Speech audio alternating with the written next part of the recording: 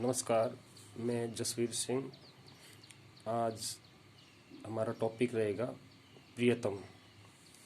आज हम Hindi forever with Hindi reader को शुरू करेंगे। इसका पहला ही पार्ट है प्रियतम।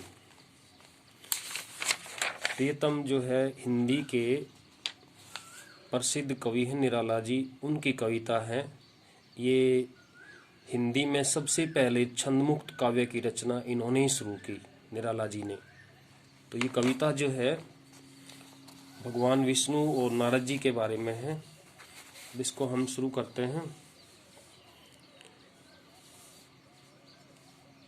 यहाँ से देखेंगे, ईश्वर का सच्चा भक्त वही होता है जो सभी कर्तव्यों का निष्ठापूर्वक पालन करता है।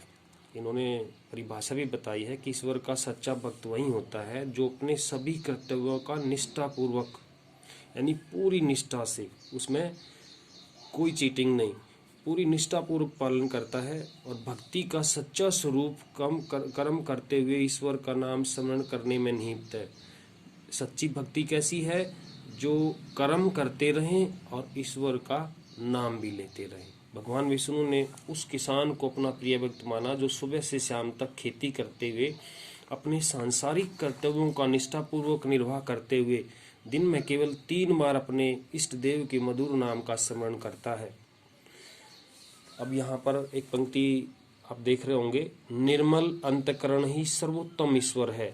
ये टॉमस फुलर जो है, ये एक दार्शनिक जो है थे, उन्होंने कहा कि निर्मल अंतकरण मतलब जिसका अंतकरण, जिसका मन जो है निर्मल है, जिसका, जैसे कहावत है, मन चंगा तो कटौती में गंगा, यानी मन निर्मल है तो ईश्वर अपने आप, इस ईश्वर का एहसास होने लगेगा।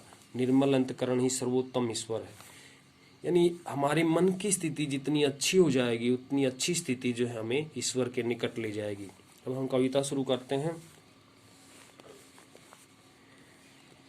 एक दिन विष्णु जी के पास गए नारद जी, पूछा मृत्युलोक में कौन है पुण्य श्लोक भक्त तुम्हारा प्रधान। कि हे भगवान, मृत्युलोक में धरती पर पुण्य श्लोक कौन ऐसा तुम्हारा भक्त है। अब पुण्य श्लोक है, इसका आप मीनिंग देखेंगे यहाँ। पुण्य श्लोक यशस्वी चरित्र, यानी ऐसा कौन व्यक्ति है, कौन यशस्वी भक्त है जो आपका सबसे प्रियतम है। पुण्य श्लोक भक्त तुम्हारा प्रधान मतलब सबसे मुख्य, प्रियतम, प्रियतम सबसे प्रिय। विष्णु जी ने कहा एक सज्जन किसान है, प्राणों से भी प्रियतम, प्राणों से भी प्यारा, उसकी परीक्षा लूंगा। हंसे विष्णु सुनकर यह। किसने कहा उसकी परीक्षा लूंगा? ये नारद ने कहा उसकी परीक्षा लूंगा।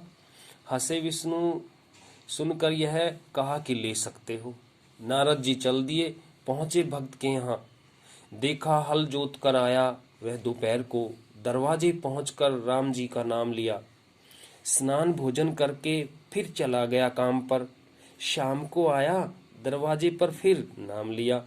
प्रातःकाल चलते समय एक बार फिर उसने मधुर नाम स्मरण किया। तो अब देखते हैं किसान ने कितनी बार क्या किया।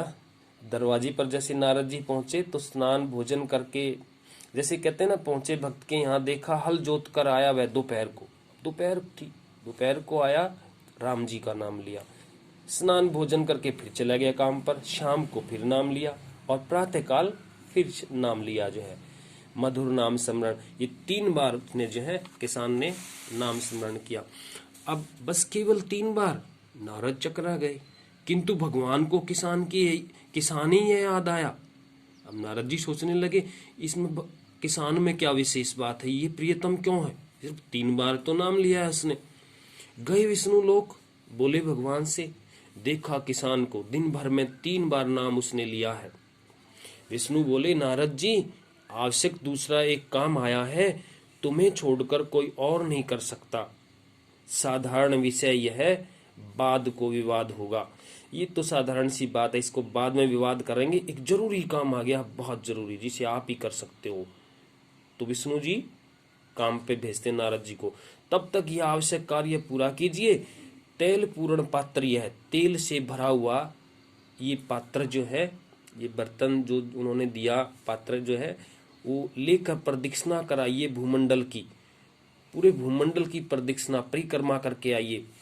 ध्यान रहे, क्या ध्यान रखना है? सविशेष, विशेष रूप से एक बूंद भी इससे तेल न गिरने पाए, एक बूंद भी से तेल नहीं गिरना चाहिए। लेकर चले नारद जी आज्ञा पर धृतराष्ट्र, एक बूंद तेल उस पात्र से गिरे नहीं। योगी राज जल्द ही विश्व पर्यटक करके, योगी राज जो है नारद जी को कहते हैं, लौटे वैकुंठ को, यानी विष्णु के धाम। तेल एक बूंद भी इस पात्र से गिरा नहीं। उल्लास मन में भरा था, उसके मन में उल्लास भरा था। क्या उल्लास भरा था? यह सोचकर तेल का रहस्य एक अवगत होगा, नया कि एक नया रहस्य पता चलेगा। नारद को देखकर विष्णु भगवान ने बैठाया सने से, कहा यह उत्तर तुम्हारा यहीं आ गया।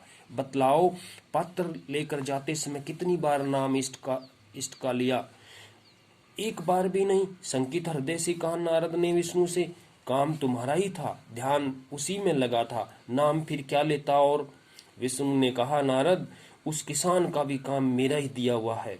उत्तरदायी तो कई लदे हैं एक साथ, सबको निभाता और काम करता हुआ नाम भी वह लेता है, इसी से प्रियतम है। नारद लज्जित हुए, कहा यह सत्य है। धन्यवाद।